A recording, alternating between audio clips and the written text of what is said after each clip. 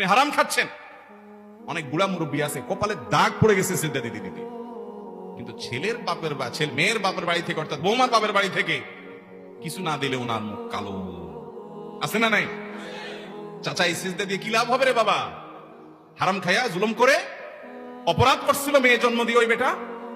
ওই বেচারা অপরাধ করেছে মেয়ে জন্ম দিয়ে, যে তার অপরাধের প্রায়শ্চিত্ত হিসেবে এখন টাকা দিতে হবে আপনাকে, মেয়েও দিবে সাথে টাকাও দিবে। এই মূর্খতা, এই বর্বরতার বিরুদ্ধে আমাদের সংগ্রাম করতে হবে। যুবকরা, আমাদের বিয়েতে কোনো সুতাও আনা নেওয়া করা যাবে। সবাই প্রতিজ্ঞা করবেন তো ইনশাআল্লাহ? কোনোভাবে আনতে দিবেন না। মুরব্বীরাও প্রতিজ্ঞা করবেন।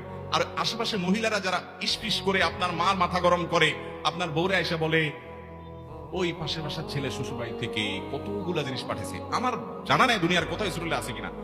আমের সময় আম দাও, জামের সময় জাম দাও, কাঁঠালের সময় কাঁঠাল দাও, কোরবানির সময় গরু ছাগল দাও, রমজানের সময় ইফতার দাও। আরে ভিক্ষুকও তো এত রকমের ভিক্ষা করে না। ভিক্ষুকরে কয়টা টাকা দিলে অন্তত সে খুশি হয়ে যায়। ভিক্ষুকও তো বলে না ভাই আমার এই শীতের সময় কাপড় দেন, ঈদের সময় সেমাই স্ত্রী দেন, কোরবানির সময় গরু ছাগল দেন, এরপরে টাকা দেন, আমের সিজন এসে আমার আম খাওয়ার টাকা নেই, আপনি আম পাঠান।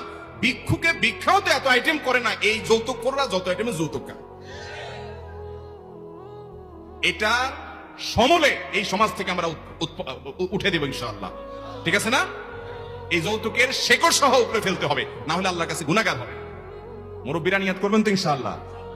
আর যারা আগে খাই ফেলছেন তারা কি করবেন এখন? খায়া খায়া যে তাগড়া তাগড়া হইছেন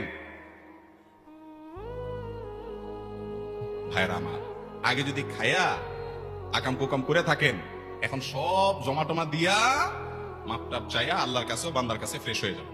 ঠিক আছে তো ইনশাআল্লাহ? কোনো মজার